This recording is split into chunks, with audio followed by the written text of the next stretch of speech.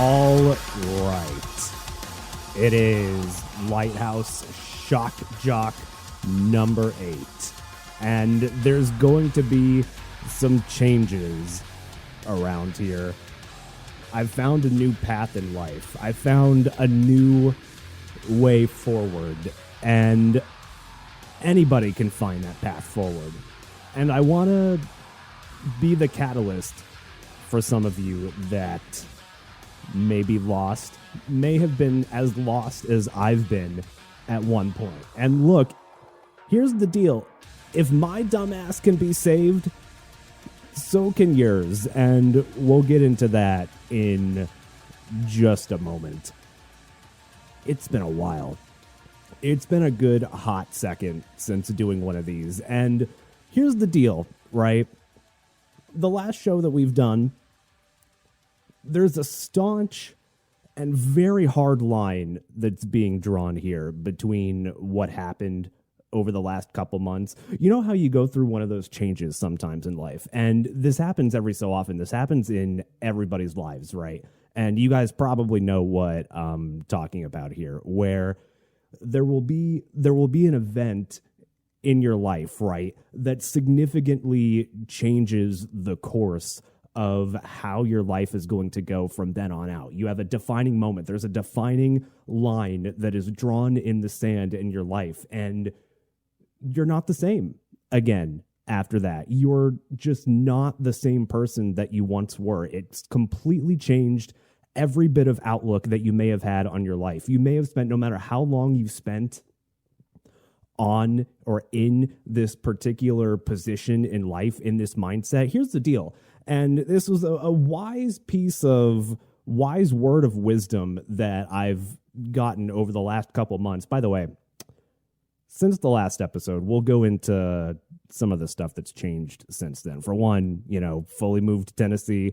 We'll go into some of that. I do actually have some funny stories. Look, how it's going to work in the future is normally we'll start off, we'll have a little bit of fun. We'll go over some current events. We'll do the business. We'll do the thing that a professional radio host is supposed to do, and then we'll get down to business. We'll go into what's going to be changed on the show in just a little bit. But, we got to start off with some serious stuff, guys. We got to start off with some very important life developments. Now,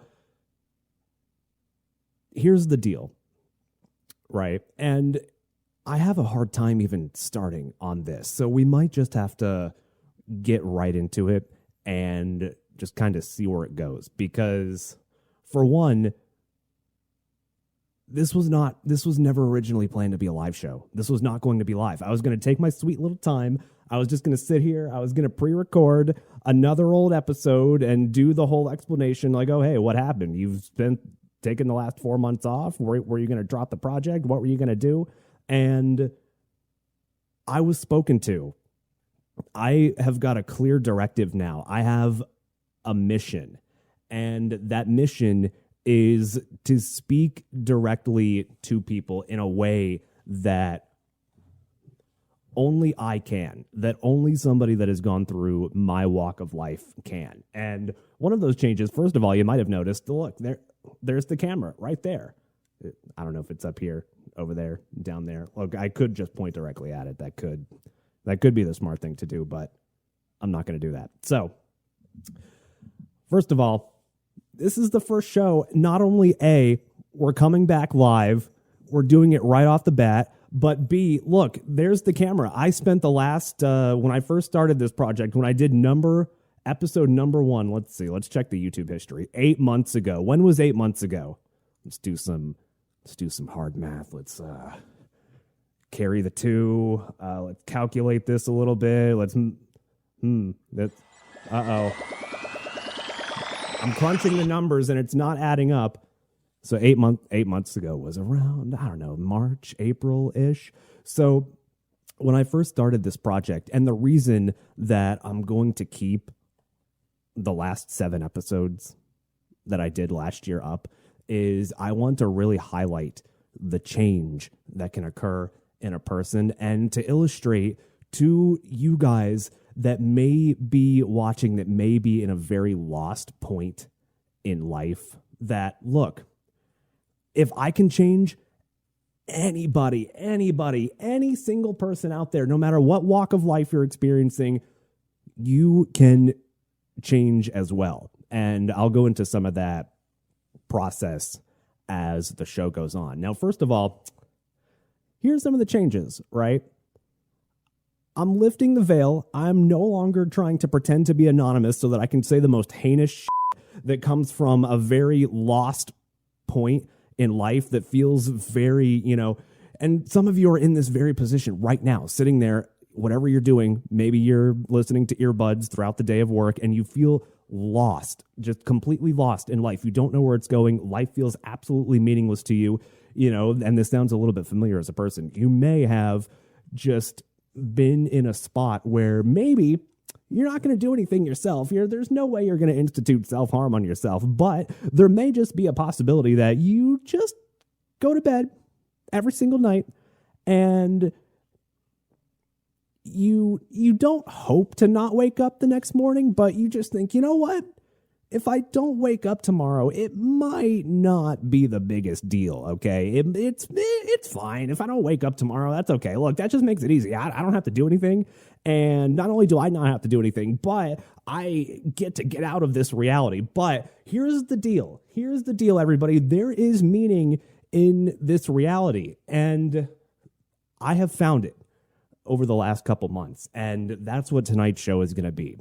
I was given a directive as I was going to sit here, just pre-record this little show, do some editing, maybe spend 10 minutes and go, I don't know if I like that. Maybe it's time to, maybe I'll just kind of delete that. I'll delete it, maybe start over. But no, I was directed to be in the hot seat live once again after a very long break of being away from this project. And the reason that I'm resuming this project, first of all, look, I know I'm vamping a lot. It's a industry term for when you're just trying to fill time and get to the real meat and potatoes. But we're going to get there. We're going to get there. Trust me. We're going to get there. And the reason that I am starting this project once again is not only does the imagery kind of fit, like, first of all, what does a lighthouse do? Okay. A lighthouse rises from a sea of darkness and provides a source of light to somebody out there that may be lost, just kind of browsing the sea, browsing the ocean of reality, and can't find their way. But then there comes the lighthouse. There comes the lighthouse, like a view of glory while they're lost. And it shows them the path, and it shows them the way. And here's the thing. I don't believe in coincidences anymore. I don't believe in things that happen just for the sake of chaos, because chaos is not something that I view as just as part of the life path anymore. And the reason that I'm keeping this going, not only to illustrate the change that can happen in a person between, look, here's the deal. Go listen to the first 7 episodes. I wouldn't, because they're terrible. Just, quality-wise, they're awful. But if you want, go listen to the first 7 episodes, and then hear this one. In that 4-month span of time between the last episode and this one, I'm going to leave those up. okay, so that you can see the words of a heretic, and so that you can see the words now and the change between when somebody starts off as one of those types of people that I mentioned earlier, one of the types of people that just feels lost, that feels like there's no meaning to the world, that feels like there's no purpose to exist. And I was that person in the first 7 episodes recording the show. You can hear it in my voice. And I say that, even though I can't hear the sound of my own voice too much, but I'm my own editor, I'm my own producer. I have to go back and listen to them. Look, I have no choice, people. I have no choice. I have to. I got to do it. I have no choice. I wouldn't if I didn't have to, but I have to.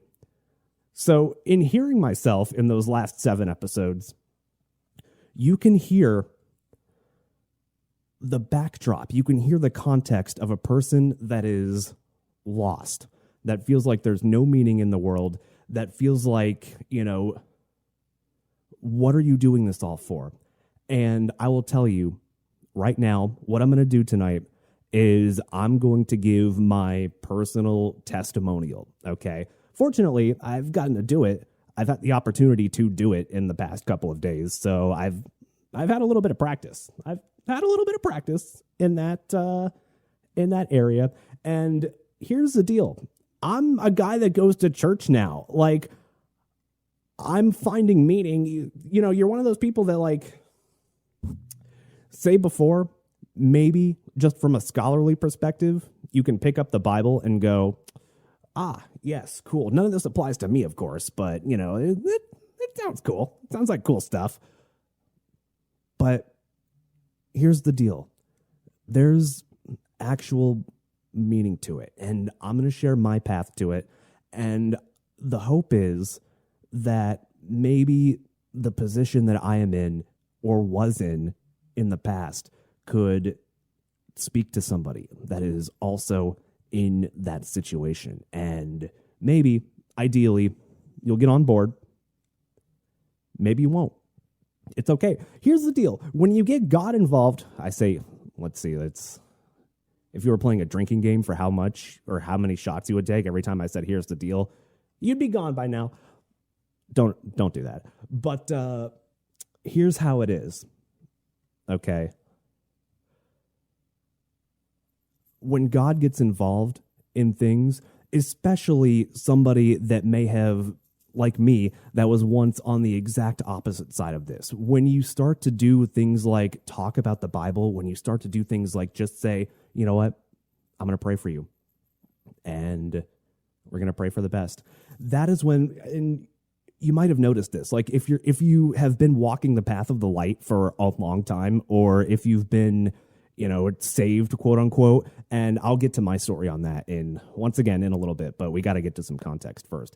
You'll notice as soon as that gets involved, as soon as you start saying that you're going to pray for somebody, as soon as you start indicating to the outside world that you walk that path, for every one person that could be convinced by that, 100, 1,000, however many demons will come at you, you will see the worst of humanity. You will see the most vile hatred and just vicious attacks that could possibly come out. And I'm ready for them.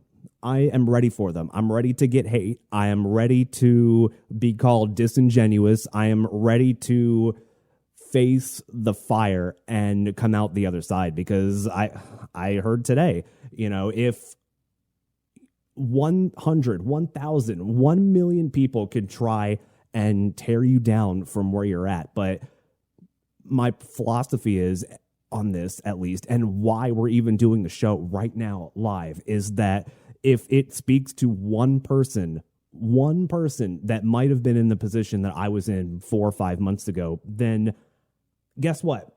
I'll use a Zoomer term here. Guess what? That's a W. That is a W in my book, okay? That's a W in my book. I've been granted a unique position to speak to other people that may also be uniquely in my position, in a way that somebody that's in my position 4 or 5 months ago would have viewed as a Puritan, or would have viewed as, somebody that's maybe pretending to be wholesome on the outside, but you know what? Surely they're just as dead on the inside as I am. And what I learned is that's not true. So here's how it started. Now, obviously, we've talked about a few months ago, I talked about how I think the last episode was some of my bucket list things for what I should do before leaving Florida. And there's a particular thing that opened my eyes. And here's the deal. Take another shot. No, don't do that. That's bad. But here's the deal. Once you get started on the path, you'll get all these breadcrumbs to continue going down the rabbit hole and to continue going on the path. And that's what happened to me. So obviously I talked about how basically all of 2023, except for the last couple months when I started to make this transition, is feeling lost. That feeling of just deep, empty, meaningless. What is this world for? This very thing that you open your eyes to look at, the reality around all of us, the walls that you are surrounded by, the sun that comes up every morning, the moon that comes up, the sun that goes down, all of this cyclical BS that happens in life. What is the meaning to any of it? Is there a meaning to any of it? And I think we all go through one of those points, okay? And as we do, eventually that becomes not good enough. Eventually, the fact that this whole chaos theory of life that, hey, maybe one day a million, billion, trillion, gazillion, quadrillion years ago, I got the numbers wrong there, a big bang, a giant big ol' explosion happened, and then all of a sudden the universe just became a thing. The atoms that spin, the protons, the neutrons, the electrons, all of those things that just circle around you that almost seem to be so perfectly designed, that almost seem to be intelligently designed. Intelligently designed. Look, that's where the rabbit hole starts. That's where it began. That almost seemed to be created for a purpose, that seemed to be created by somebody. Now, I originally started as one of those people that was just kind of agnostic, and it was an excuse. It was an excuse to not delve into that spiritual fulfillment area of life. And for those of you that don't know, an agnostic is kind of just, hand waving. I don't know. I'm just going to deal with the secular world that is around me and maybe press my way forward through that. But when it comes to, is there a God? Is there anything out there? I don't know. Maybe. And then that's it. That's all you do. You put a pin in it. And then next thing you know, you're on your deathbed and this stuff comes up and you were no farther to having achieved any of that meaning than you were, maybe 40, 50, 60 years ago, whenever this first came up in life, right? Sounds familiar to anybody? Sounds familiar to anybody that's listening? Guess what? That was me. That was me a few months ago. And then it started to change. I won't say that it changed immediately, but it almost certainly has changed. I gave a little bit of hints to it. I was in a transition period in the last episode and the one before that, where I talked about, kind of breaking through fear and breaking through what you are afraid of. Guess what? Turns out that is also not a coincidence. That was not a coincidence. That was me being led on the path to, I don't want to say this very moment, but it led me on the path to the path. And sometimes you have to just be open to it. I was a very closed-minded person before times, I guess. Maybe I'll just refer to it as the before times forever. But in the before times, I was a very closed-minded person. I had made up my mind that there was nothing else. There was nothing else besides the very reality, besides those protons and neutrons and electrons that are spinning, that make up this cold, dead world that we have around us. But then that started to not be good enough. That started to not be good enough. I needed a bigger explanation. That led me to a little bit of agnosticism. Like, all right, sure, there may be a God out there, but who knows? I don't know. Maybe there was an intelligently designed, or there was a person that intelligently designed this world. Sure. Then, I delved in simulation theory for a while too. You know what led me to that, by the way? And it was me misinterpreting the message of drugs, right? That led me for there to be, I'm not going to say specifically which ones, but there are certain ones out there, you might have heard of them, that really break down your barriers of reality, that let you see what they call hyperspace, right? And for most people, this is a dangerous, dangerous path to go on. But I felt in that first moment the Creator, and I felt his love for all of us. Guess what? Here's another thing that causes people to be afraid of turning to God, is they feel that he's vengeful and wrathful, and that is all there is to it. And that's the only part of the story, okay? But guess what? That's not true. That is not true. It turns out that he also, it just so happens to turn out, okay? It just so happens to turn out that he also loves every one of us. How could a creator not love all of his creations? How could that possibly happen? And that started the rabbit hole again. That little further down the rabbit hole, that's where the thought process went. And then I started to see the people around me. My dad, for instance, he's God, it's been a while. It's been a long time, and he's done so well at it, but he was at one point a recovering addict, right? And there came a point where he let it all go. He let it all go and gave control of everything that he could not control in his life to God. And so another thing that led me down that path is seeing what happens. I know people that are quote unquote heretics, and I know people that are also quote unquote believers. And that's not to say that, it's all about the reward that you can get in your life. Like, and some people think this way. There are some actual Christians that think this way, right? Which is if I choose to believe, what's the reward that I'm getting out of it? What am I getting out of it? Am I going to get endless riches? Am I going to get, the relationships that I want in life? But here's the thing that I saw. Okay. I saw there's a certain type of peace that you have when you give up the things in life that you can't control, and you hand those over to what the plan is and what his plan for all of us is. And I saw it in life. My dad surrendered control, and guess what? He found the relationship that came to him at exactly the right moment in time that allowed him to go further down the path of salvation. I see it in my stepbrother, and he has a wonderful family. He chooses to give up control of the things that he can't control. And sure, of course, that's not to exercise any of us from personal responsibility in our lives. Look, he's going to present the path in front of us, and we have to walk it.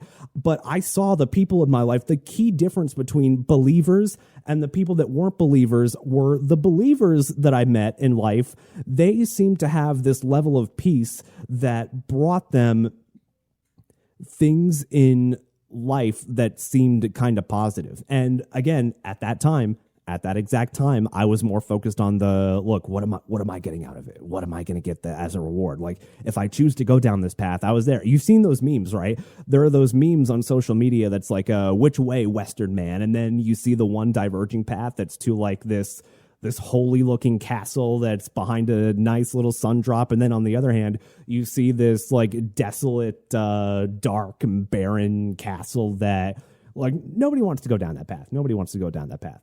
But it's in those moments that I saw the key difference between the believers that I met in my life and the people that didn't believe. And the people that didn't believe were like me at that time, a few months ago. They were like me. They were lost had lack of any sort of meaning in life, had no direction, had no even prospect to find anything out of this very reality that God has given us to appreciate and to fight in, honestly. And here's the deal. He needs warriors, right? He needs his strongest warriors on the field of battle. And another thing, he wants us to exist in this reality as it is presented to us, and he wants us to channel what he wants out of us. He wants us to channel his love and pay it forward. And that is what the intention of the new era of the show is going to be. As I mentioned earlier, I'll talk a little bit more about some of the hard changes that are going on. But before I moved here, my dad brought me to there's this series of concerts, right?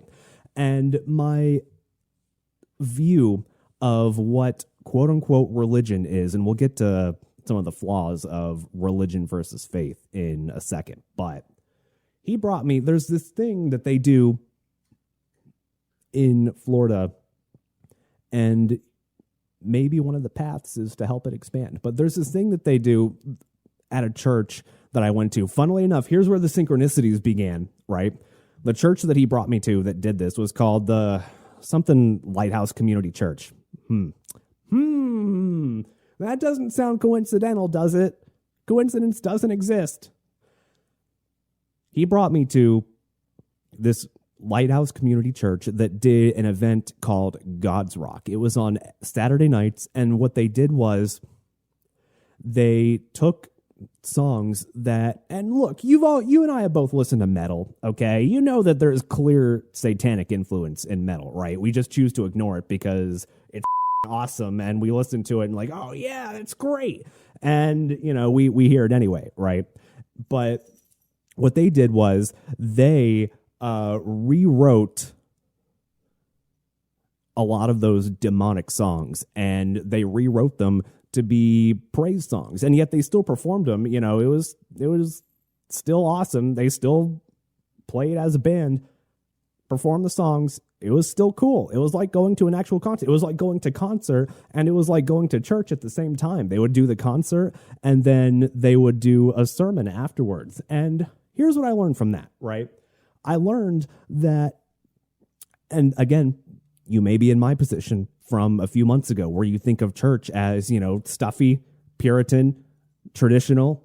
And if you don't follow that exact authority, if you don't follow the exact authority figure from the church, from the organized religion, then there is no possible path forward to having faith and having a relationship with God. Okay. And here's the purpose of the show. The purpose of the show now is to show you that that is not possible, to show you that you can be saved from any position in life. You just have to start walking the path like I did.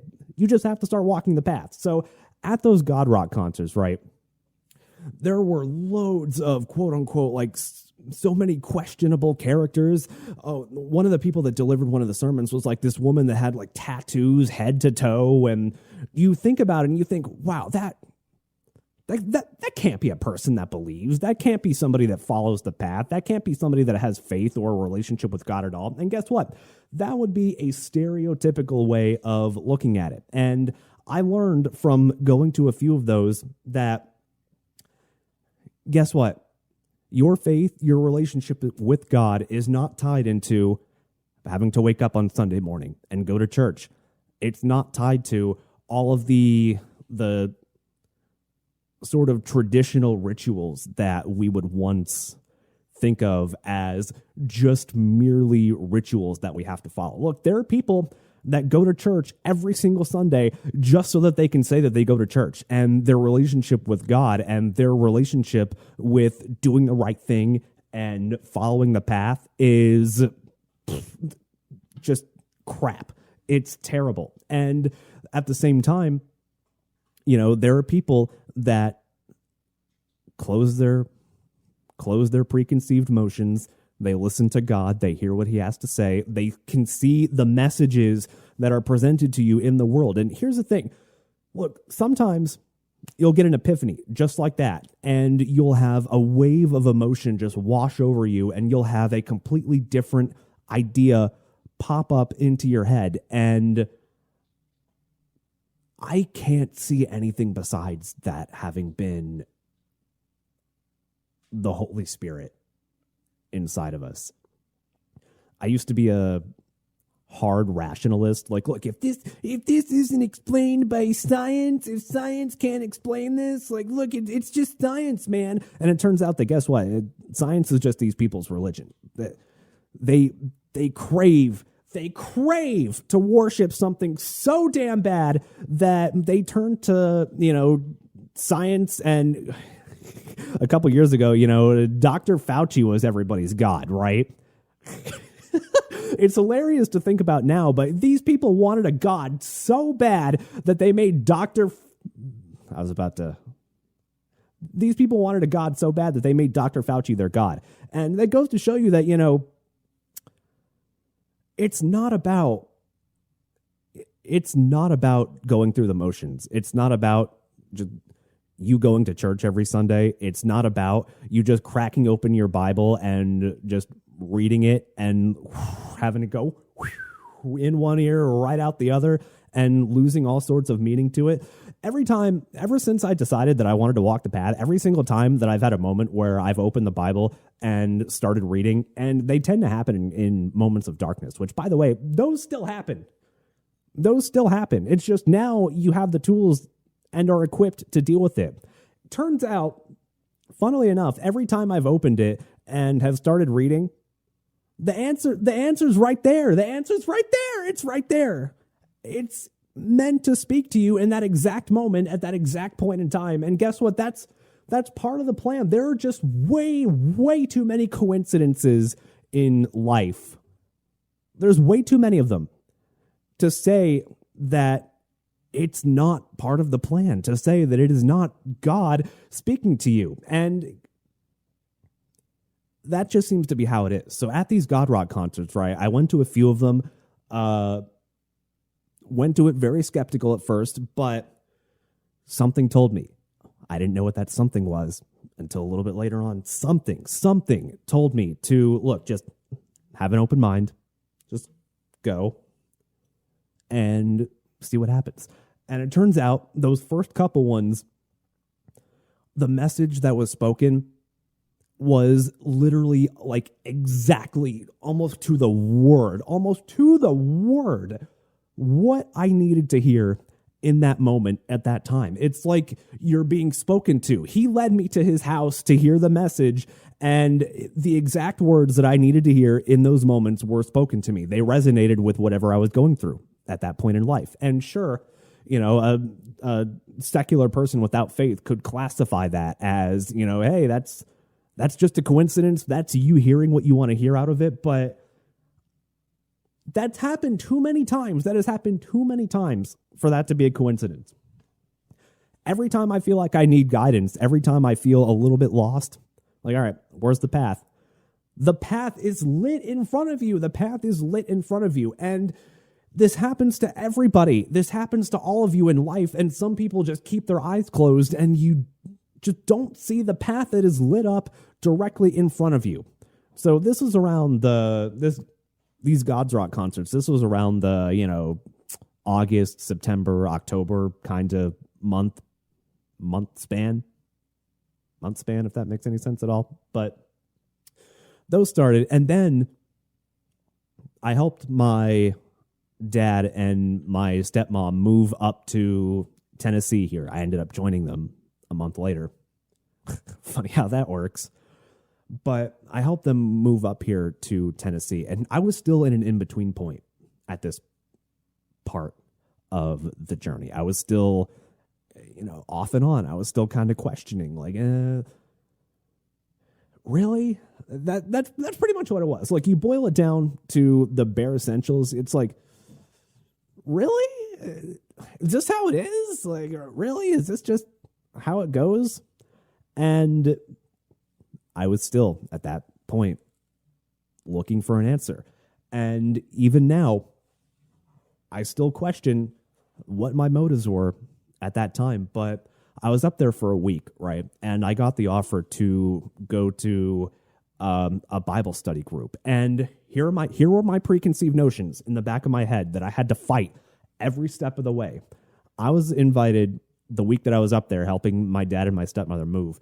I was invited to a Bible study group, and this is a Tennessee Bible study group, right? You think, oh my gosh, the Deep South, a Bible study group and you know those preconceived notions of Bible Belt Christianity. It sounds really Puritan. It sounds really restrictive. It sounds like,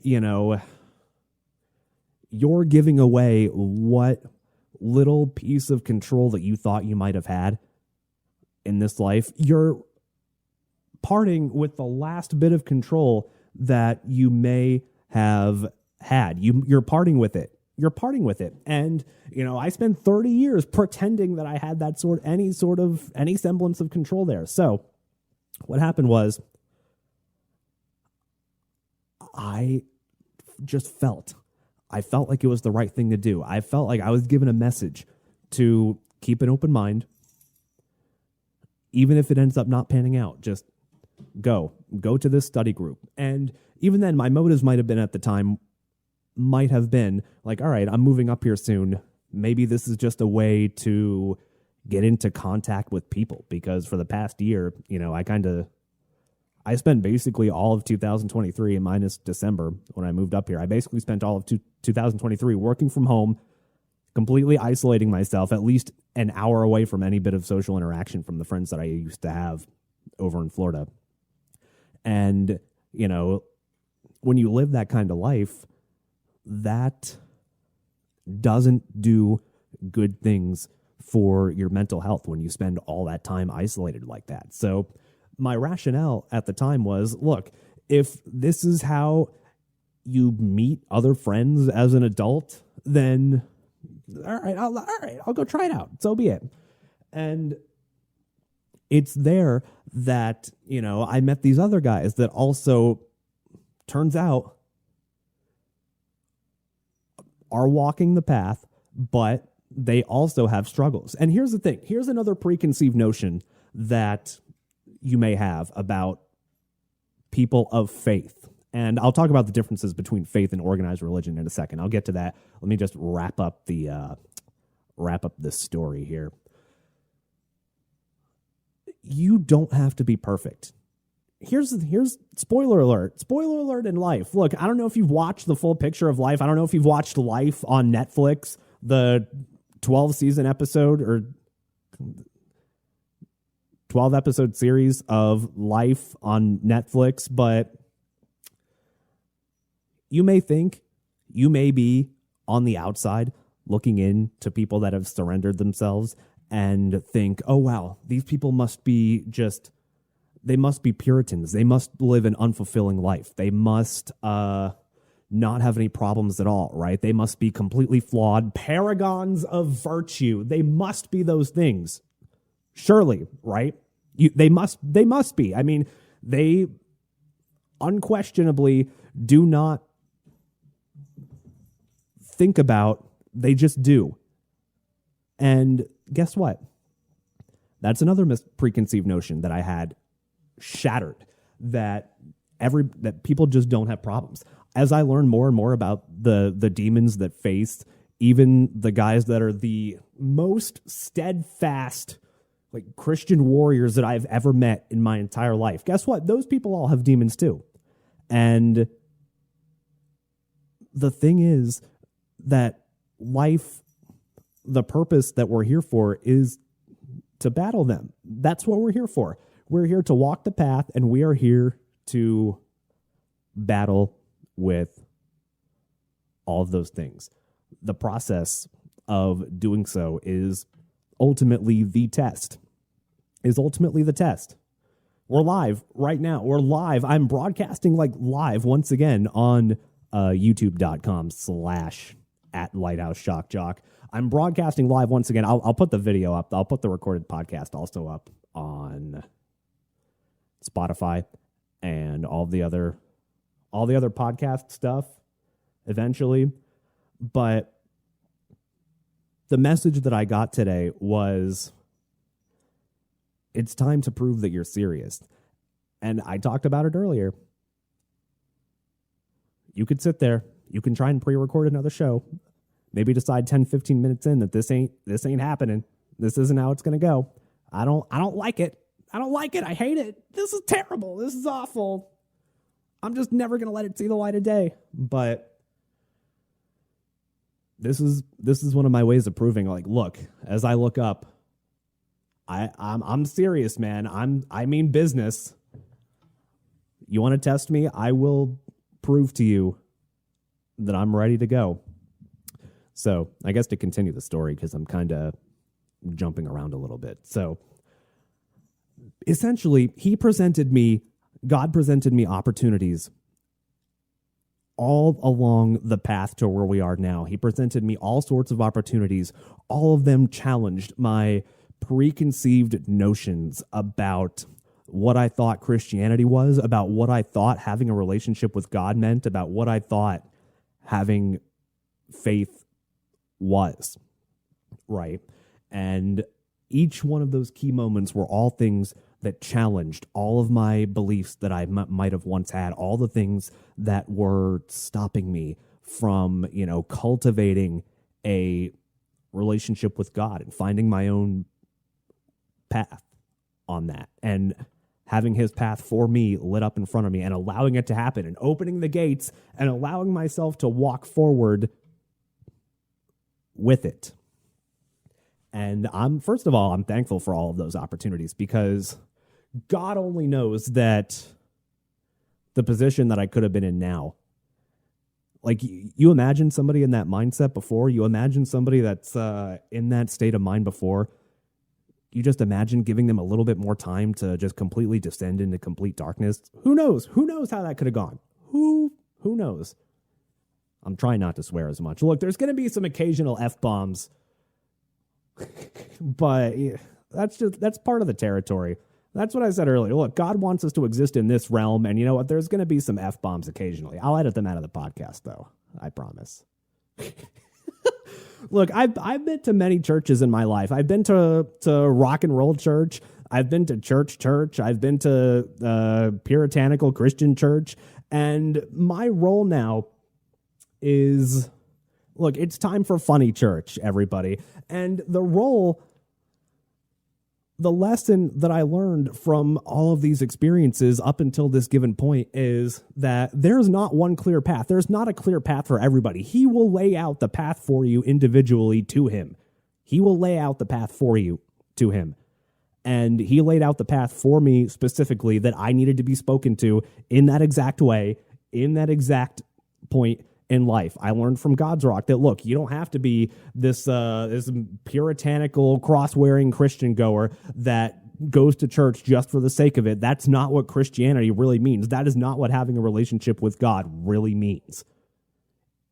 It means actually sitting down, clearing all the fog from your head, and listening. What are the signs? Speak to me. And, those little coincidences, those little points of synchronicity that you see out there in life, those things that almost feel like the higher power winking at you. Like, wink, like, you see this little thing, and those things might speak only to you. Those things might speak only specifically to you in an exact moment, in an exact point in time. But guess what? That's God winking at you. That's him going, look, remember, here I am. Remember, don't you forget it now. And again, the path for me was just, there were too many of those. There were too many of those in life for me to not look at that and go, okay, all right, maybe there's something to this. Maybe there's something to this whole, maybe there's something to this whole God thing. All right. That was the path. And so, eventually looking at all those things, and thinking that they were just coincidences or they were results of, the chaos theory of the world just kind of coming together at exactly the right time. Eventually, that was not good enough. That wasn't good enough for me anymore. I needed a deeper meaning than that to save me from eternal darkness, to save me from maybe one day descending so far down the dark path that, maybe one day I might have just done one of those, put it right to my head and just let it happen. And, if it goes off, it goes off. But I saw the difference. I saw the difference between believers that I knew and the non-believers in my life. And the believers all had a certain quality in common, which is, now obviously nobody has like complete deep-seated peace in themselves where, they're happy with everything. They're just chilling, easygoing. They're vibing, as the kids would say. Guess what? Again, nobody has that. Nobody has that. But what I did notice is they had a certain peace that they had surrendered the things that they couldn't control. And look, you guys, I'm not being condescending at all when I say this, but if you feel lost, if you're one of those people that was like me at that point and felt lost, then here's the thing. You're never going to get that peace. You're never going to get that peace of worrying about the things in life that you can't control. I was once one of those people that worried about like, oh, hey, I'm not going to be able to pay this bill. I am not going to be able to, control what happens with my job. I'm not going to be able to control the things that I just straight up do not have control over. And those things would sit with you. Those things are going to sit with somebody that's lost. Because guess what? You can't control those, but you're still worrying about them anyway. And sure, a common piece of life advice might be to don't worry about the things that you can't control, right? You hear that 1,000,000 times. You hear that 1,000 times in life. It's one of the most common stereotypical pieces of advice that you get is, oh, hey, don't worry about the things you can't control. Like you went to some fucking self-help seminar and they are just saying that because they're getting paid to be up there on the stage and say that. Like, don't worry about the things you can't control, man. And that has no meaning. That has no meaning to anything. But here's how you truly surrender to the things that you can't control is you just let it go. You let it go to God. You accept and you acknowledge that, look, it's part of the plan. Whatever happens, it is part of the plan. It's part of the design. This world is too intelligently designed. This world is too intelligently designed to have not had a plan to it. Okay? And I can't believe it took me 30 years. Oh, gosh, I'm 31 now. Jeez. It took me 31 years. Well, half of 30. 30 and a half. It took me 30 and a half years to see that out of the world. And it makes both too much and too little sense to not be perfectly designed and intelligently designed by him. So then comes the part where I finally move up here. I'm done with the move up here to Tennessee. I am freaking out, by the way. And this is the part where I learn at a key moment in time, look, count your blessings. Do not worry about the things that you can't control because there is a plan. And if you walk the path, I've got a plan for you. That's what he told me. Now, I was in a position where I helped my dad and my stepmom move up here. Literally like 2 or 3 weeks later, I was in a place where the place that I was staying in at the time, it was sold. And maybe some of you are in a position right now where you're learning, maybe it's halfway through the month. You're like, oh no, my lease is not going to get re-signed. I've got to find a new place to live. And I'm freaking out. I don't know. Moving's expensive. I don't have all that kind of money.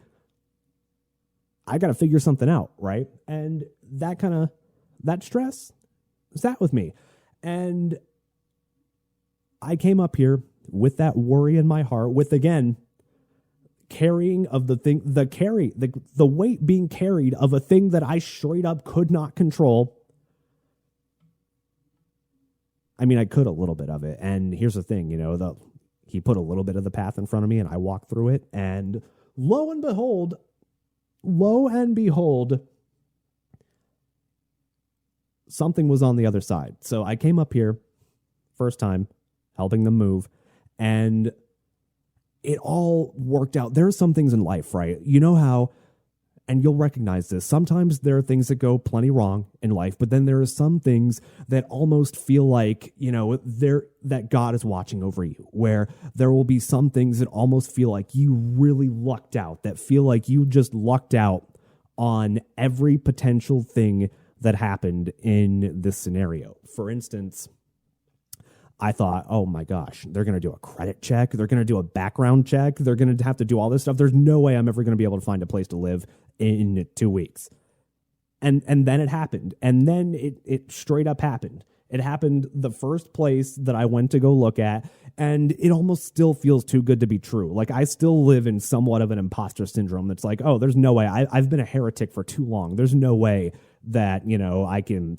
even somebody like me can find redemption. There's no way that there's a plan for me, right? There's no way. There's no way. And even then, that's still a thing to conquer. Don't get me wrong. But the plan was there. The plan was there. It was clearly laid out for you. The thing that I could not control, lo and behold, as soon as I handed it over, was like, as soon as you prayed about it, as soon as you just asked and put it in his hands, as soon as you relinquish what you think your pitiful control over this reality is, as soon as you relinquish that, there is the answer. There is the answer right in front of you. As soon as you give it up, as soon as you give up your control of that situation, there it is. Somehow,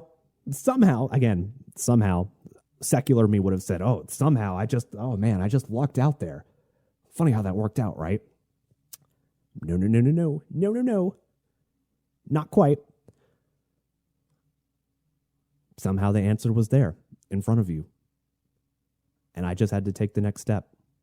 And that brings us to the process that we're in now, where after having too many coincidences line up, after feeling lost for so long, I found meaning. I found meaning in this seemingly terrible, awful, no good, very bad reality. And you know what? The people that have not seen that meaning are going to continue to think of this reality as empty and meaningless. But God wants us to fight in this reality. He wants us to take how he made us, and he wants us to fight for him. And that is what I intend to do from here on out. One of the greatest sins that I've ever committed in my entire life is to take the talents that I've had, that I've been gifted, that I've been graced with by him, and throw them away and not do anything with him. And the message that I got, especially today is what cemented it. Look, that's why we're all listening to this live. That's why I'm listening to my stupid ass live to myself. I can hear myself in the headphones, by the way. Look, when you do content, you'll get over that. Trust me. Aspiring YouTubers, you'll get over that. But that's how it works. That's how it worked. He told me, it's time. It's time to use what I've given you for me, for good. Even if you have evil in you, use the evil, use the darkness that you have inside of you for good. And that is what I intend to do. He told me today, I have the potential to be one of his greatest warriors, and it's time for you to put that to use. It's time to show me that you're serious. You can't get all the benefits of getting that particular piece in this world. You can't have all of the benefits of it without doing some of the work and without continuing to go on the path. So don't get me wrong here. Here's another thing. I have issues with the path sometimes. Sometimes it's old me. Like, look, sometimes old me and saved me will fight with each other. Even now, still, to this day, I will fight with myself and go, look, I know the right way to go, but is this really the right way to go? Is this really what he wants? Honest and for truly? Is this really it? And that is still a work in progress.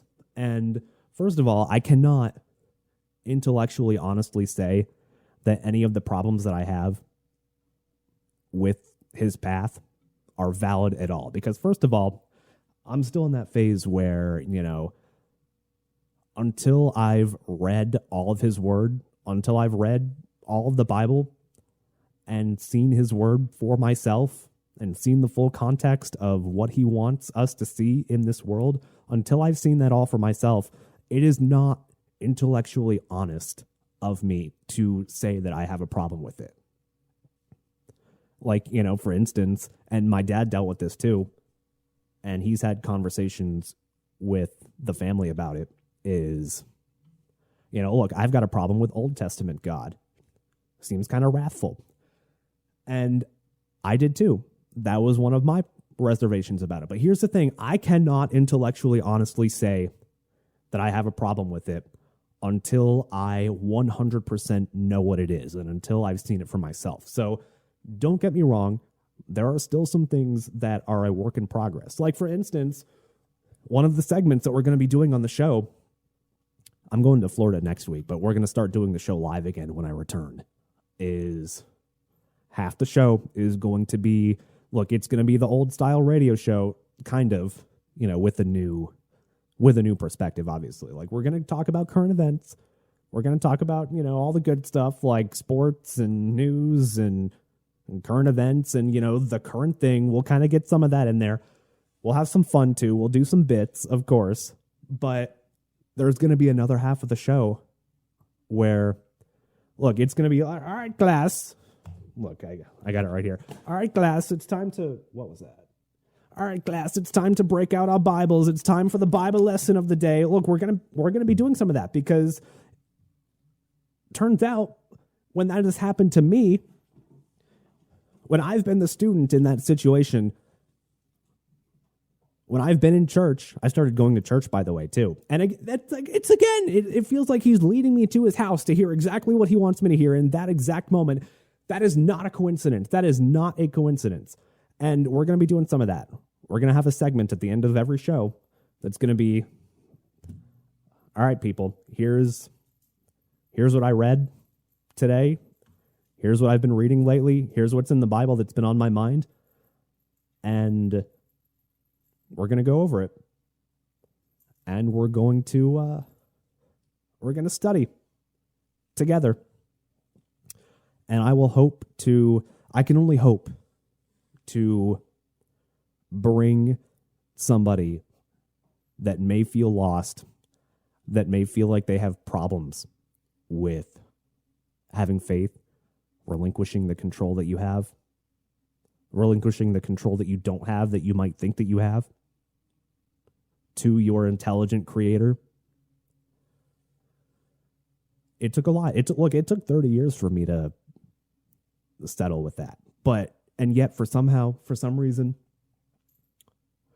the past couple months since my salvation have been some of the most peaceful months that I've ever had in my entire life. And I never felt like that I could ever achieve this kind of peace. And don't get me wrong, it's not all, again, as I mentioned earlier, I'm not one of those people that's like, yeah, man, everything's just going to be fine. I just don't care. It's not apathy, really. It's not a level of apathy towards the world. It's more the relinquishment of the things that you can't control. I learned to do that. And I found it through his word. It turns out that his word is eternal. Guess what? It's not a coincidence that you could open the Bible, literally read anything, and find a way that will relate to what you're going through at the time. You could be going through any particular walk of life, open a Bible passage and read it, and the word is so eternal that you will find some kind of meaning in it that you just can't wait or that you will find a meaning in it. It's incredible. It's incredible. And sure, some people might write it off as, it's just the greatest literary tale ever told, but that's a little bit too reductive, man. That's too reductive. That just doesn't work for me anymore. I needed to go deeper than that. I needed to know why. I needed to know how. And seeing how his word and seeing how his path has influenced the believers in my life. Maybe it's just as simple as, seeing how it worked for the believers got me to think, oh, wait a minute. That seems like it kind of works. And that's what led me to keep an open mind about it. And then turns out keeping an open mind about it, again, we're going down the rabbit hole, keeping an open mind about it led to actually having your mind change. How often, by the way, and, you can leave a comment on this in the YouTube section of this recording as soon as the video goes up or on the live stream. I don't care. How often have you gone into something with an open mind and have actually had your mind changed about that thing? How often does it happen? Because I would be willing to bet for most people that when you go into something with a truly open mind, that you are more likely to have your mind changed by the thing. Now, don't get me wrong. Of course, there are scenarios where, you still go in with an open mind, but maybe you're not truly going into it with an open mind. You're going into it saying that you have an open mind, but you're not really. Your mind's already made up. And maybe none of us have the capability to actually answer that question honestly. And you know what? That's okay too. That's fine too. But let me know what you think. How often have you gone into something with an open mind and have actually had your mind changed by the thing that you were having your open mind about? It happens. I'll tell you straight up, it happens. And maybe that was just my position in life that needed to see that exact thing at that exact moment in time. But it worked. It worked. And that brings me to the mission that I'm on now, because here's the deal. Part of Christianity is a missionary component. And that is where my personal mission comes in. That is what I feel like I'm being called to, is to help people see the light in a way that only I can. That is why Lighthouse Jock is going to continue to exist. Look, we're still going to have some fun. We're still going to, battle the corporate radio overlords who have over-corporatized everything and has turned everything from, look, we can have a little bit of fun to corporate drivel and advertisements. And, like, I swear, if I have to hear one more fucking Blue Chew ad on podcasts, it's all over. It's all over. I'm never listening to another one again. It's all over. We're still going to have some fun, but we're also going to have to get down to business. Okay. We're also going to have to start seeing his path that he has crafted for each one of us in front of us. And my calling, my role now is to help people that were once in my position, that just straight up, that had their mind totally made up, that had it closed off, ready to say, nah, there's no way. Nah, there's no way about any of this. And my role now, my calling, the thing that I feel so overwhelmingly that it almost drowns everything else out in life. It consumes my every thought. My calling now is to be of service to people. And that's my version of missionary service. Is, again, if if 10,000 demons attack me for daring to pray on the open internet, which is a very demonic place, by the way, then so be it. Look, I can take it. I can take it. If I'm going to prove myself as one of his strongest warriors, then I can take it. If it helps one person find the light, then I can take it. It's okay. I will tank it all. Like an MMO, I'll be the tank. I'll be that warrior that's running around having this giant fucking monster boss like wail on you. I can take it. And that's just how it's going to have to be now. And I will do it the way that he has outlined for me, the way that he is showing me. If I have to speak to people in a very specific way, if I have to cut just a little bit deeper. By the way, random sidebar. I've been doing this for 6 years. I've been talking to a microphone for 6 years, and it has resulted in almost nothing. I feel like I've been stuck in the same spot for a very long time with it. Almost enough to where I was going to drop this project, right? I was going to completely drop it and just let it die and think, all right, maybe there's another plan. Maybe my calling is elsewhere. But his message was overwhelming to me. Look, you were given the talent to do this. You were given the talent to lead people that might have been as closed off as you once were. And this is how you got to do it. So if my particular brand of, irreverent shock jock humor is what speaks to people, look, that's how you get in the door. That's how you get in the door. And then you have some fun. And then you go, all right, look, it's time to get down to business. Open up your Bibles, class. There is a passage, by the way. In fact, let's bust into it. We might as well start now, right? We might as well just bust into it right now as I vamp and try and fill for time while I find exactly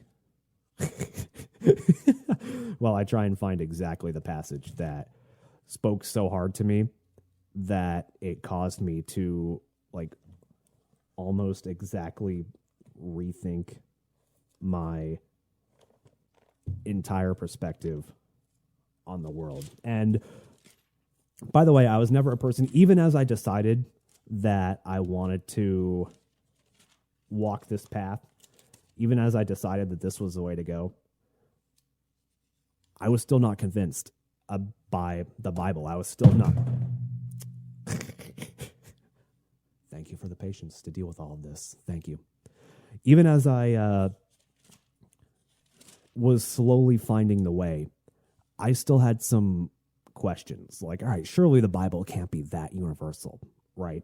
And so my stepbrother suggested that I start off, the first book that I read fully in its entirety in the Bible was Romans, which Paul was, he was an apostle that wrote a letter to Rome that's basically talking about how, I hope to visit there one day, basically admonishing the Romans of, all right, great, you guys have faith, don't worry, one day you guys will get there. That's a really, really rough gist of it. But there was a passage right at the beginning that exactly as I was trying to struggle with, or exactly as I was struggling with, how could all of the coincidences in the world be explained? And one of my favorite words in the entire world is synchronicities, right? And that's basically, it's just another word for a coincidence. It's when too many things match up that they don't seem like a coincidence. And so Romans 1:20 For since the creation of the world, his invisible attributes are clearly seen, being understood by the things that are made, even his eternal power and Godhead, so that they are without excuse. Because although they knew God, they did not glorify him as God, nor were thankful, but became futile in their thoughts, and their foolish hearts were darkened. So that, for me, my interpretation of that was, look, he is in everything. His creation is in everything. Everything that you open your eyes to look at, everything that you see, the walls around you, whatever atmosphere you're in, every bit of nature you see has his hand. And the things that happen to you in your life, the coincidences that you see, the things that almost seem too good to line up perfectly, the things that almost seem too good to be true, the things that almost seem like it's cosmic justice or cosmic injustice, they just line up too perfectly. He is in all things. He has designed that. And this was one of the first passages that I read, like, from start to finish. And guess what? What a coincidence. As I was wondering, okay, what could explain all of those things in life that just seem too good to be true?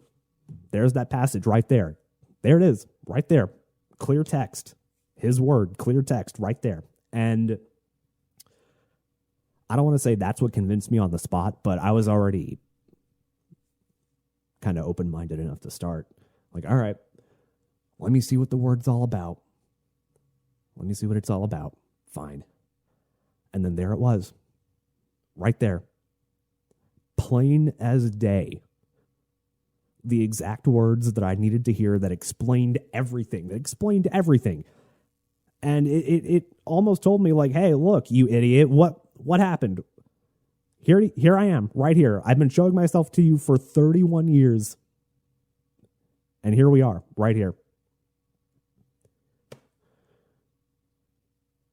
There's no such thing as coincidence, man. And there just came a point in life where I needed more. I needed more than coincidence. I needed a why. I needed a how. And God was there for that. He gave it all to me. And that's not to say that the work is not still done. Or that's not to say that there's not still work to do. Warning. But here we are. I am ready to walk the path, as I hope all of you will be too. Hold on, let me fix some of this audio real quick. Still haven't fixed the static, by the way. We'll get there.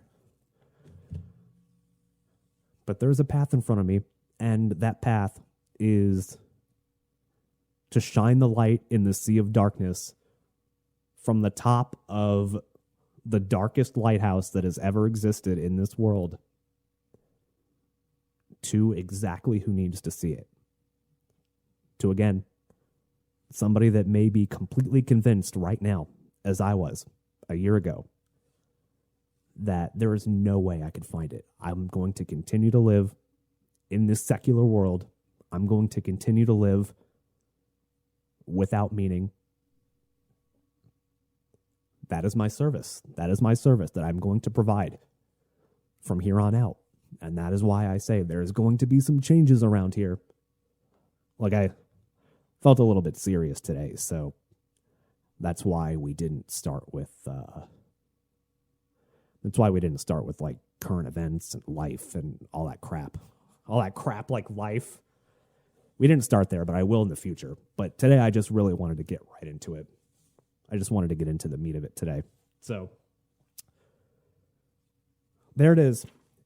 If it can happen to me, if I can be saved, any of you can be saved as well. And I fully anticipate at this point in time that the enemy will come after me for this. It's fine. I'm ready. Bring it on. Bring it on. I'm ready. Come at me. Come at me. I'll be like one of those Christians in the Crusades. Look, come at me. I'm ready to go. Hold on. I got this.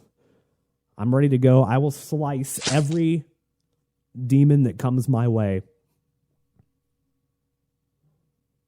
I'm ready for your onslaught because I know that there are people out there that only I can speak to.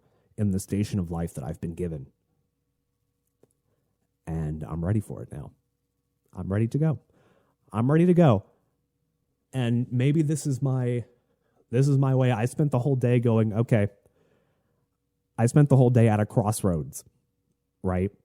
And the message that I got was, look, it's time to prove it. Are you in or are you out?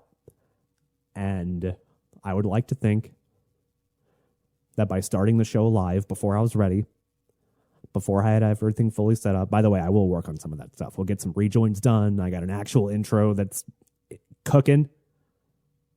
Before being ready for everything. Look, now is the time to prove it right now. Are you in or are you out? And I would like to think that I lived up to his expectations and set the message out in motion. That it is time. If I can be saved, any of you can be saved. So follow along. We will walk the path together, people. If you're already walking the path, that's great. Tell me I'm an idiot for misinterpreting parts of the Bible. It's okay. I'm ready for that too. I'm ready to have a very polite, intellectual discussion. And we'll see where it goes. We'll see where it goes from here.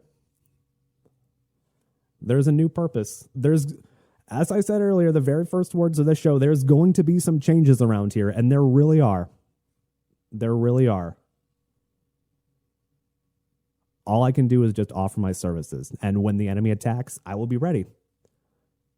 I will slice Satan's fucking neck. I will slice it. I swear I will. In his name, as one of his strongest warriors, because that is what he made me to be. And I will do it. Look, this show is called Lighthouse Shock Jock for a reason. I told you there's going to be some F-bombs thrown out. I'll bleep them out in the podcast. But, I'm telling you, that's part of the gift. That's part of what he gave me, is the ability to speak to specific people in the way that they need to be spoken to. So, let's see. Do I have anything else to get to? I don't think so. I was going to talk about moving to Tennessee, but we're already an hour and 15 minutes in. I think this is good enough. I think that this is a turning point. This is a turning point for the show. This is a turning point for life. And I hope that this may be a turning point for some of you that hope to walk the path with me. That is my service that I offer. I was going to get to some moving to Tennessee stuff. Look, spoiler alert, it's cold. The amount of people that I've seen dragging trucks out of snow so that they could actually get out is insane. People are freaking out here like Floridians do about hurricanes. Even now, I fully don't have cold blood. All right, I'll get to some of that next time. I'll record number 9 this weekend, and then we'll chat life this weekend, all right? We just had some heavier stuff to get to today. And in the future, we'll kind of split it half and half. In the future, we'll do half getting to some of life stuff, getting to some of radio stuff, and, of course, half service. Again, I've been to rock and roll church. I've been to church. And now my service to offer is funny church. So we'll get to more of that, of course. We'll get to more of life stuff, current events, news, what have you. We'll get to that next time. But for now, I just wanted to come out live and say that this is a new era. I'm a new person. Look, if I can change as a person, my dumb, stubborn ass, if I can change as a person, any of you can. And I hope that all of you will also walk the path with me as we continue to go. So that's what I got. That's it for today. By the way, I'm not anonymous anymore. Hi. See you next time.